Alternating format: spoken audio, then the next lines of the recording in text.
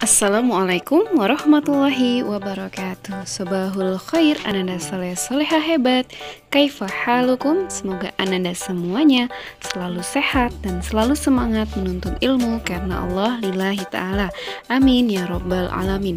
Ananda soleh soleha hebat. Hari ini kita masih di pembelajaran tematik tema 3 tentang makanan sehat. Nah, pada kali ini kita akan belajar di muatan IPA, yaitu kita akan belajar tentang gangguan pencernaan, dan nanti antum akan ibu ajak juga untuk belajar tentang apa-apa saja makanan sehat itu.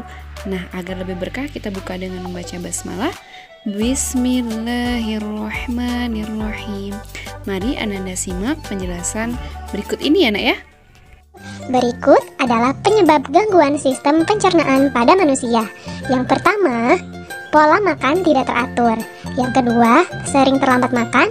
Yang ketiga, kurang mengonsumsi makanan berserat seperti buah dan sayur. Yang keempat, terlalu cepat menelan makanan. Yang kelima, stres. Yang keenam, mengonsumsi makanan yang mengandung kuman. Yang ketujuh, kebiasaan buruk yang selalu menunda buang air besar. Dan yang kedelapan, terlalu banyak mengonsumsi makanan yang mengandung gula.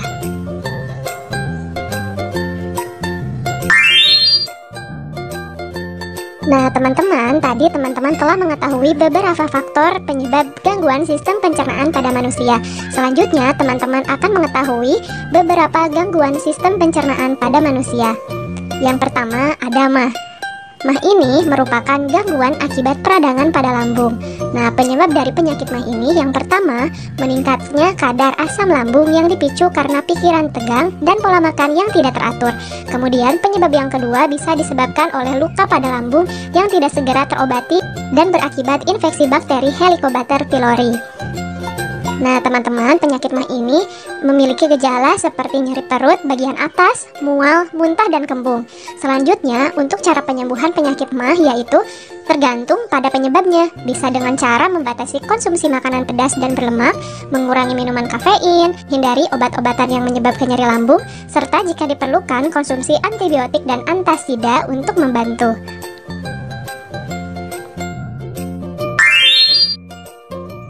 Selanjutnya, gangguan sistem pencernaan pada manusia yang kedua yaitu kolera.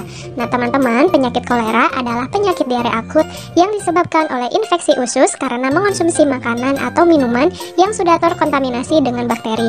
Nah teman-teman, penyebab dari penyakit kolera ini yaitu bakteri bernama Vibrio cholera.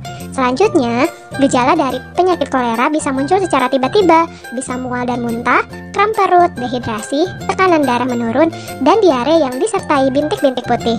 Selanjutnya, cara untuk penyembuhan dari penyakit kolera ini yaitu pemberian oralit untuk menggantikan cairan dan elektrolit yang hilang. Nah, untuk kasus yang lebih parah lagi, dibutuhkan penggantian cairan intravena atau infus. Teman-teman, selanjutnya gangguan sistem pencernaan pada manusia yang ketiga yaitu diare.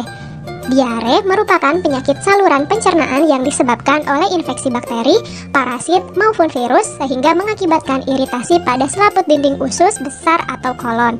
Nah teman-teman, penyebab dari penyakit diare yaitu infeksi virus pada usus besar dan alergi makanan. Selanjutnya, gejala dari penyakit diare biasanya perut terasa kembung atau kram, tinja encer, rasa mulas, atau terkadang mual dan muntah. Lalu, cara untuk penyembuhan penyakit diare ini yaitu diare akan sembuh dengan sendirinya dalam beberapa hari. Hal yang perlu dilakukan adalah dengan beristirahat yang cukup dan banyak minum supaya tidak mengalami dehidrasi. Nah teman-teman, gangguan sistem pencernaan pada manusia yang keempat yaitu disentri. Teman-teman, disentri ini merupakan penyakit infeksi pada usus yang menyebabkan diare yang disertai darah atau lendir. Penyebab dari penyakit disentri ini yang pertama yaitu disentri basiler, disebabkan oleh infeksi bakteri Shigella paling umum ditemui. Namun demikian, bakteri Campylobacter, E. coli, dan Salmonella juga dapat menyebabkan disentri basiler. Selanjutnya, penyebab yang kedua ada disentri amoeba, disebabkan oleh infeksi parasit bersel 1, yaitu Entamoeba histolytica. Umumnya, daerah dengan sanitasi yang buruk merupakan tempat di mana amoeba sering ditemui. Selanjutnya, gejala dari penyakit disentri ini biasanya ditandai dengan kram perut, diare berdarah, mual dan muntah, serta demam. Lalu, cara penyembuhan dari penyakit ini yaitu dengan istirahat yang cukup, konsumsi cairan oralit atau antibiotik, minum air yang bersih dan sudah dimasak, kemudian rajin mencuci tangan menggunakan sabun sebelum dan sesudah makan.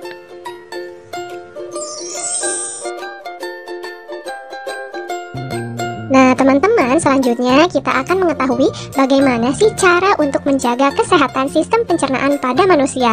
Berikut penjelasannya. Yang pertama, teman-teman harus menjaga pola makan yang teratur. Kemudian yang kedua, olahraga teratur. Yang ketiga, cukupi kebutuhan asupan cairan. Yang keempat, perbanyak mengonsumsi makanan berserat seperti buah dan sayur. Yang kelima, kelola stres. Yang keenam, mengonsumsi makanan yang bernutrisi. Yang ketujuh, jangan menunda buang air besar. Dan yang kedelapan, batasi mengonsumsi makanan yang mengandung gula. Difteri. Difteri adalah infeksi menular yang disebabkan oleh bakteri Corynebacterium yang menyebarkan penyakit melalui partikel udara, benda pribadi, serta peralatan rumah tangga yang terkontaminasi. Gejala difteri berupa sakit tenggorokan, demam, dan terbentuknya lapisan di amandel dan tenggorokan. Dalam kasus yang parah, infeksi bisa menyebar ke organ tubuh lain seperti jantung dan sistem saraf. Beberapa pasien juga mengalami infeksi kulit. Jika kamu mengidap difteri, dokter akan memberi suntikan antitoksin dan antibiotik. Pengidap difteri disarankan untuk banyak beristirahat, batasi aktivitas fisik, dan isolasi ketat. Cacingan. Cacingan adalah penyakit pada organ pencernaan yang disebabkan parasit yang tinggal di usus manusia. Gejala cacingan: 1. Mual, muntah, diare. 2. Penurunan berat badan. 3. Nafsu makan menurun.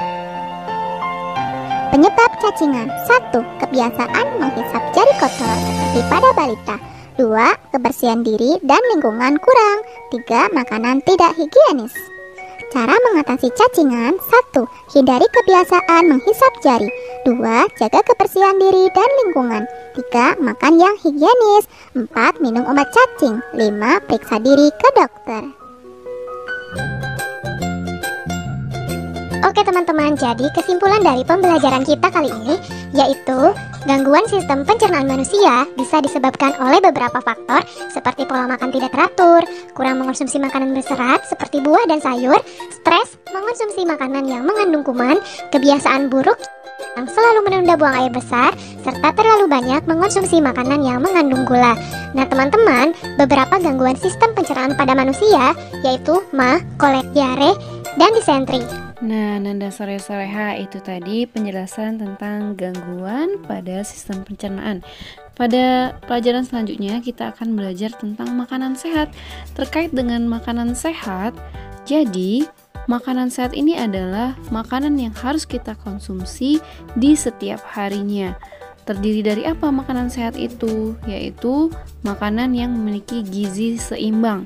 Apa itu gizi seimbang? Jadi gizi seimbang adalah gizi yang sesuai dengan kebutuhan tubuh melalui makanan sehari-hari sehingga tubuh bisa aktif dan sehat optimal serta tidak terganggu dari penyakit dan tubuh kita tetap sehat.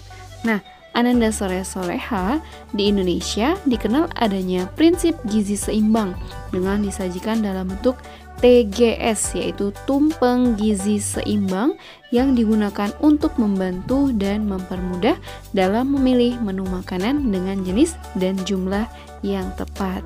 Nah, Ananda Soleha hebat, Ibu akan mengajak antum apa-apa saja contoh makanan yang memiliki gizi seimbang dan juga kandungan apa saja yang terdapat pada makanan sehat. Silakan disimak pada video berikut ya, Nak ya. Seperti yang kita tahu, salah satu ciri makhluk hidup adalah memerlukan makanan. Fungsi makanan yaitu 1. Sebagai sumber energi, 2. Sebagai bahan pembangun tubuh, 3. Sebagai pengganti sel-sel yang rusak, dan 4. Sebagai pelindung tubuh dari penyakit. Tubuh memerlukan makanan yang bergizi. Apa itu makanan bergizi? Makanan bergizi adalah makanan yang mengandung zat-zat yang dibutuhkan tubuh, seperti zat tenaga yaitu karbohidrat, lemak, dan protein, zat pembangun yaitu protein, serta zat pengatur tubuh yaitu vitamin, mineral, dan air. Kandungan zat yang pertama dalam makanan bergizi adalah karbohidrat. Karbohidrat berfungsi sebagai sumber energi utama tubuh. Karbohidrat terkandung dalam nasi, jagung, kentang, gandum, singkong, dan ubi. Kandungan zat dalam makanan bergizi yang kedua adalah protein. Protein berfungsi sebagai zat pembangun karena membentuk sel-sel tubuh dan memperbaiki sel tubuh yang rusak. Di sini kita akan belajar dua macam protein, yaitu protein hewani, ialah protein yang berasal dari hewan seperti ikan, daging, telur, susu, dan keju, dan protein nabati yaitu protein yang terdapat pada kacang-kacangan seperti tahu dan tempe. Kandungan zat makanan bergizi yang ketiga adalah lemak. Lemak berfungsi sebagai sumber energi cadangan bagi tubuh, sebagai pelarut vitamin A, D, E, dan K, serta melindungi organ vital tubuh. Di sini juga ada dua macam lemak yang kita pelajari, yaitu lemak hewani dan lemak nabati. Lemak hewani yaitu lemak yang berasal dari hewan seperti susu, keju, daging, kuning telur, dan mentega. Lemak nabati yaitu lemak yang terdapat pada tumbuhan seperti kacang tanah, avokat, kemiri, dan minyak kelapa sawit. Kandungan zat makanan bergizi yang keempat adalah vitamin. Vitamin berfungsi sebagai zat pengatur tubuh.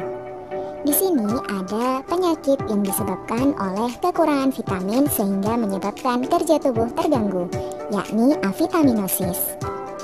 Vitamin dibagi menjadi dua kelompok, yaitu vitamin yang larut dalam air dan vitamin yang larut dalam lemak. Vitamin yang larut dalam air adalah vitamin B dan C, sedangkan vitamin yang larut dalam lemak adalah vitamin A, D, E, dan K. Berikut ini kita akan belajar macam-macam vitamin. Yang pertama adalah vitamin A, yang berfungsi untuk menjaga kesehatan mata dan kulit, serta menjaga daya tahan tubuh dari penyakit. Sumber vitamin A ada pada wortel, tomat, hati sapi, telur, keju, dan sayuran. Akibat jika kekurangan vitamin A adalah rabun pada mata, kulit kasar dan bersisik, serta daya tahan tubuh menurun. Berikutnya adalah vitamin D. Vitamin D berfungsi membantu pencernaan dan meningkatkan nafsu makan, membantu pembentukan sel darah merah, serta mencegah penyakit beri-beri.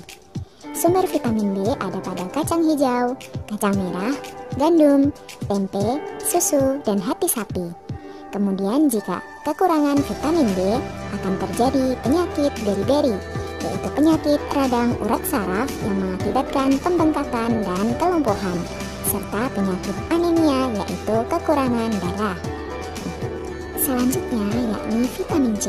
Vitamin C berfungsi membantu perbaikan sel-sel tubuh yang rusak dan meningkatkan daya tahan tubuh. Vitamin C bersumber dari buah-buahan dan sayuran segar. Akibat jika kekurangan vitamin C adalah sariawan dan bibir pecah-pecah, serta mengalami penyakit skorbut, yaitu pendarahan pada gusi.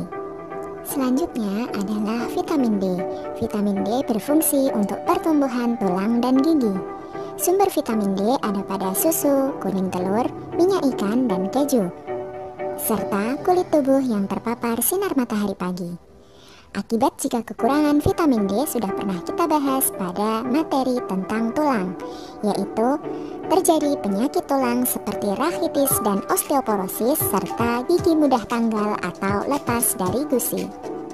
Berikutnya adalah vitamin E. Vitamin E berfungsi untuk menjaga kesehatan kulit dan mencegah kemandulan. Sumber vitamin E ada pada kacang-kacangan, minyak sayur, dan beras merah. Akibat jika kekurangan vitamin E adalah kulit tampak keriput pada usia muda dan dapat terjadi kemandulan. Terakhir adalah vitamin K. Vitamin K berfungsi membantu dalam proses pembekuan darah. Sumber vitamin K ada pada sayuran berwarna hijau seperti bayam, kangkung, dan sawi. Akibat jika kekurangan vitamin K, maka apabila terjadi pendarahan akan sulit dihentikan dan jika berkelanjutan dapat menyebabkan anemia. Kandungan zat pada makanan bergizi yang kelima adalah mineral. Mineral berfungsi sebagai zat pengatur tubuh dan zat pembangun.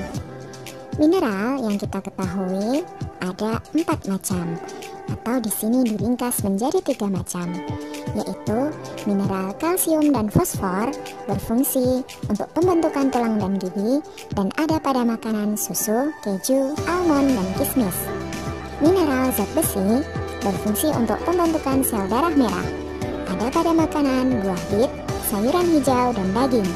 Kemudian terakhir mineral yodium, berfungsi untuk mencegah penyakit gondok dan kardio.